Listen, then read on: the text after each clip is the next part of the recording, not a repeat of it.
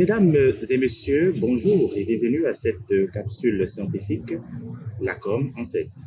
Un rendez-vous scientifique qui fait la lumière sur la communication en tant que discipline scientifique, mais aussi en tant que génératrice d'une panoplie de professions ou de métiers. Dans ce numéro, nous portons un regard sur deux concepts clés, mais utiles pour vous, mais aussi pour nous tous, l'information et la communication. Ne vous arrive-t-il pas de les confondre parfois? Bien évidemment, cela peut arriver à tout le monde. Justement parce que l'information et la communication sont deux notions largement utilisées et parfois source de confusion chez les uns et les autres. Il est donc curieux de savoir la différence qui existe entre l'information et la communication. Mais avant, il est important de définir chacun de ces concepts. Qu'est-ce que l'information? Étymologiquement, le mot information vient du latin informare, qui signifie action de donner forme ou de se former une idée, concevoir ou expliquer. Les dictionnaires de langue le définissent comme l'action d'informer autrui ou de s'informer soi-même. Informer, c'est entre autres avertir, mettre au courant, donner connaissance d'un fait, c'est aussi donner une forme ou une signification à une chose. À partir de cette explication ou exploration étymologique, il apparaît que l'information est un processus par lequel l'on construit des significations qui permettent de comprendre les choses, les comportements, les événements. Dès lors que la signification est construite, l'information devient au sens où le perçoivent les spécialistes de la documentation une connaissance communiquée par un message transmis par un individu à un autre individu. Francis Ball clarifie donc la compréhension de la notion à trois niveaux. Premièrement, il affirme notamment que l'information, c'est un renseignement, c'est un ensemble de renseignements concernant quelqu'un ou quelque chose et susceptible d'être porté à la connaissance d'une personne ou de plusieurs personnes. À partir de ce premier niveau de compréhension, le sens de l'information se rapporte, par exemple, de l'instruction, c'est-à-dire l'enquête judiciaire, de la documentation sur un sujet, etc. Ces renseignements s'acquièrent grâce à un deuxième niveau. L'information fait référence, selon Francis Ball, à l'instruction, la production et la diffusion de la culture et des savoirs.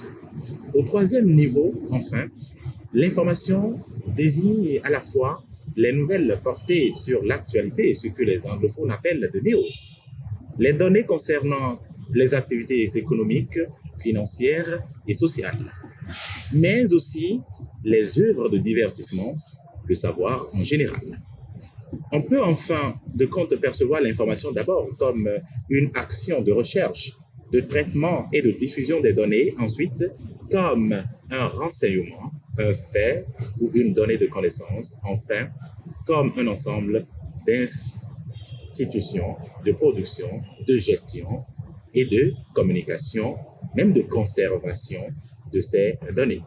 Voilà ce qu'il faut d'abord comprendre de la notion d'information. Allons à présent à la découverte de la communication. Du latin communicare qui signifie mettre en commun, faire part de, partage, dérivé d'un autre mot latin qui est communis, qui veut dire commun. La communication est l'action de communiquer, de transmettre des informations ou des connaissances à quelqu'un, ou s'il y a lieu, de faire des échanges, de mettre quelqu'un, de les mettre en commun. L'exemple de dialogue en est un. Elle traduit l'idée de partage, de communication. Francis Ball définit la communication comme une action consistant pour les hommes à échanger des messages face à face ou bien à distance, avec ou non le secours d'un média, quelle que soit la finalité de cet échange. Ici, l'on insiste sur l'échange entre émetteurs et récepteurs. Autrement dit, il peut avoir communication, selon cette vision, que lorsqu'il y a des échanges. Dans le cadre des activités au quotidien, le mot communication n'implique pas toujours l'échange. Le thème renvoie aussi, comme le précise le CNLRL, l'action de communiquer quelque chose à quelqu'un, le résultat de cette action. Dans l'administration, par exemple, on parle souvent de communiquer un dossier, c'est-à-dire le transmettre à un ou plusieurs services. En droit, l'expression communication des pièces signifie porter à la connaissance de la partie adverse les pièces dont on compte se servir au cours d'une procédure judiciaire. Ici donc, la communication est comprise comme l'action de transmettre, d'informer, ainsi que le conçoit par exemple Bruno Joly, qui est un chercheur en communication. Au-delà de l'action de transmettre des informations, le thème communication fait également référence à la chose communiquée, au contenu de la transmission et même à la voie de transmission. On peut ainsi parler d'une communication du président de la République, d'un chef d'entreprise, d'un leader d'opinion, d'un chercheur, etc. Précédé d'un substantif, à l'instar de moyens, voie, canal, la communication implique ce qui permet d'établir une relation entre deux lieux, deux ou plusieurs personnes éloignées dans l'espace. On parle dans le deuxième cas de la télécommunication ou bien de la communication à distance. Dans le cadre d'une organisation, donc d'une entreprise, la communication est l'ensemble de techniques et moyens lui servant à se présenter elle-même, son activité ou ses produits et services, dans le but d'améliorer son image, d'accroître sa notoriété ou d'augmenter les contacts avec les clients potentiels. Quelle que soit la perspective dans laquelle l'on se retrouve ou l'on se situe, des conditions essentielles doivent être remplies pour que l'on parle de communication, des interlocuteurs par exemple, des messages, des processus de transmission et ou d'échange. Une bonne communication requiert cependant davantage de conditions. Il faut notamment un code communément partagé par les deux interlocuteurs, une situation motivante de communication. Alors, ces deux notions ainsi comprises, interrogeons-nous sur la différence entre information et communication.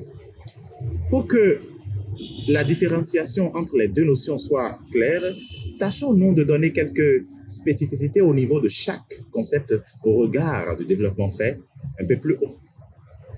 Dans un premier temps, il faut comprendre au niveau de l'information que l'information est neutre, car diffusée par exemple par les médias, l'activité d'information suppose la mise en forme de nouvelles impartiales, équilibrées et honnêtes. En exemple, on peut citer par exemple un journaliste qui donne l'information, le fait sans intéresser une partie ou une autre. D'un autre côté, l'information est à sens unique. Il n'y a pas de réaction, donc de rétroaction de la part de l'audience qui la reçoit. Par exemple, un journaliste qui annonce un événement ne cherche pas à connaître la réaction de son audience qui le suit. L'information éclaire les choix quotidiens donc des citoyens qui sont libres de se faire leur propre opinion ou d'agir comme bon leur semble. C'est pourquoi on dit souvent que l'information est un pouvoir. Sinon, l'information est le pouvoir.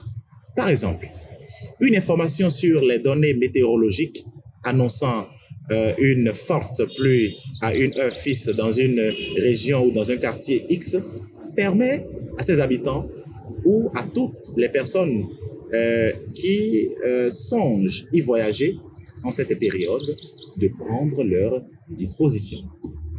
Dans un deuxième temps, on peut retenir au niveau de la communication ce qui suit. Comme donnée de connaissance, l'information devient un contenu et la communication un processus par lequel ce contenu est transmis. Ensuite, dans le mouvement de l'information, les données vont d'un sens à un autre. Mais lorsqu'elles circulent plutôt, c'est-à-dire qu'elles se partagent ou s'échangent entre interlocuteurs, on est plutôt dans un processus de communication.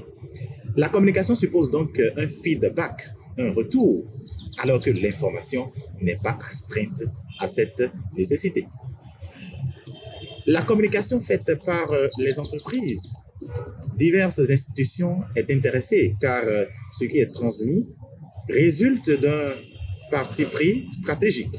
Cette communication vise avant tout à vendre un produit, améliorer une image, accroître une notoriété auprès d'un public bien ciblé.